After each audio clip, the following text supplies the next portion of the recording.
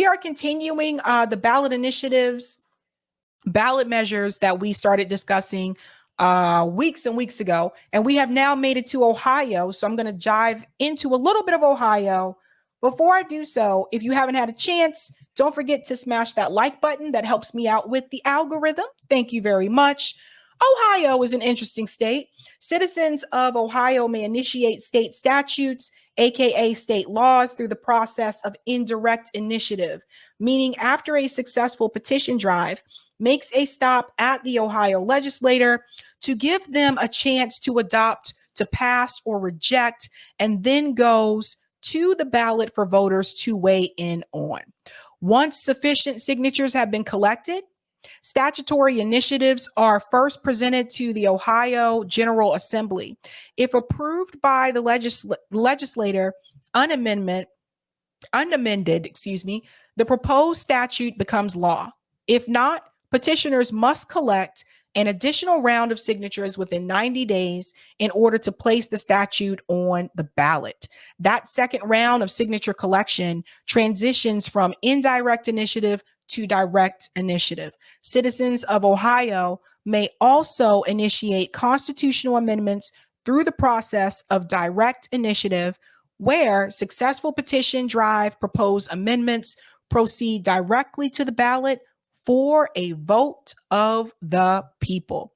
The General Assembly may also propose amendments to people as legislatively referred constitutional amendments. There is a single subject rule in Ohio. Proposed measures must address only one subject. The Ohio Revised Code further clarifies this requirement by stating only one proposal of law or constitutional amendment to be proposed by the initiative petition shall be contained in an initiative petition to enable the voters to vote on that proposal separately. Again, we've run into this with other states as well. Same thing, that like they have this rule where you can't have multiple measures as one ballot measure. You can't include it with something else. So it has to be a single subject. So that's important. Monopolies. This is from Roger Meadows. Sabby, this is pure genius and unique in and of itself. I will add this to my CBI recipe. And it says, the Ohio Constitution gives a restriction on initiatives that institute monopolies or special privileges. This is important. The Ohio Ballot Board is required to investigate any proposed initiative and determine if it would create an economic monopoly or special privilege for any public entity, including individuals, corporations, and organizations. If the Ohio Ballot Board determines that the initiative would create such a monopoly or special privilege, two questions must be put on the ballot. So interesting. The second question must provide a summary of proposed initiatives and ask voters if they wish to approve it. Both questions must receive majority approval for the initiative to be enacted. Now, let's get to the number of signatures. For an initiated constitutional amendment, 10% of the votes cast for governor. Direct initiated statute, 6% of the votes cast for governor. Indirect initiated state statute, 3% of the votes for governor. And veto referendum, 6% for governor. So interesting. And now we're going to go ahead and get into this note here from Roger Meadows. There were no citizen initiatives, law, or amendments that made it to the ballot, only legislative referred constitutional amendments. This one is in reference to bail. Ohio issue 1, determining bail amount based on public safety amendment. A yes vote supported amending the Ohio Constitution to require courts to consider factors such as public safety, the seriousness of the offense, a person's criminal record, and a person's likelihood of returning to court when setting the amount of bail. This passed by 77.50%. So this is interesting. This was supported by the Republican Party, mainly. That's what you see here. So State Representative Jeff Lair, State Senator Teresa Gavarone, and more. And then you can see candidate Max Miller for U.S. House also supported this measure. One of the arguments was Ohioans care about public safety, and I have no doubt that they will overwhelmingly support this amendment. So this was an amendment. This is important for people to understand. This was an amendment to their constitution. Crazy, huh? I think this is something to point to when people say that Ohio is, not necessarily longer a swing state. It's now red. This is something that you can point to in reference to that. That's crazy, dude. That's crazy. We really do need bail reform, like all across this country. Who opposed it? State Senator Cecile Thomas, who was a Democrat. Some of the organizations that opposed it was ACLU of Ohio, Buckeye Institute, and the Bail Project, to name a few. One of the arguments was the Constitution gives the Supreme Court the authority to set the rules for trial courts.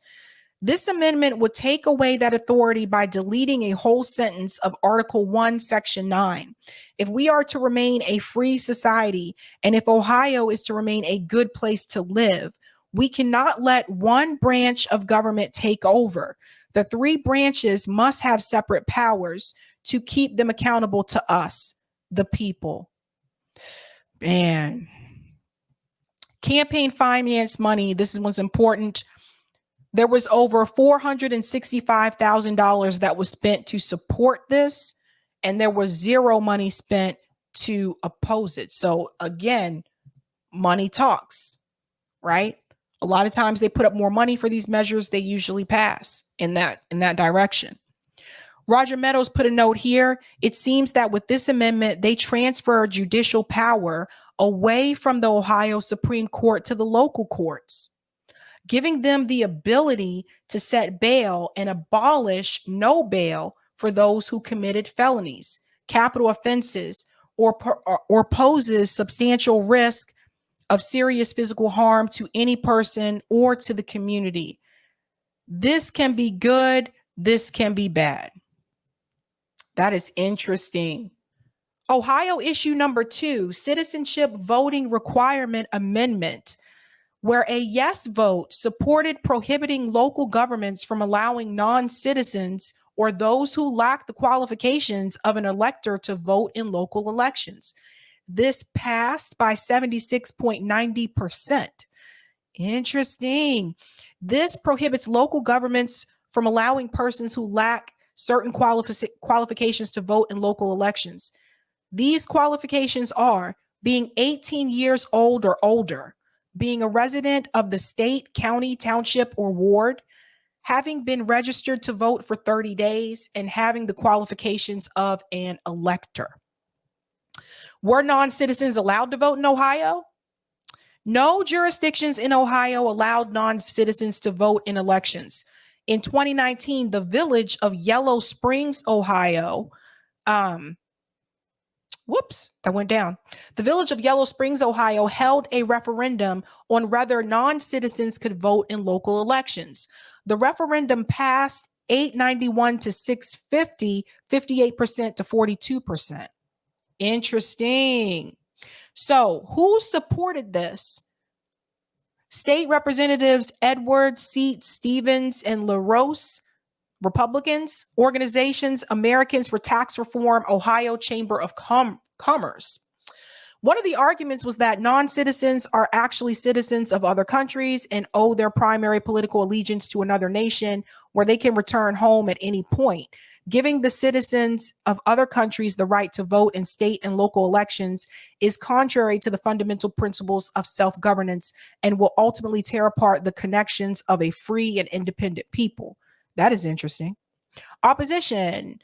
State Representatives Hagan and Skindle, Democrats, one of the arguments was, I believe that this is another attempt at suppressing the vote and keeping individuals from being able to participate in their local community. If you're paying taxes, you should have a say in what's happening in your local community. Now, was there any campaign finance money spent to support or oppose? Zero. And that is Ohio.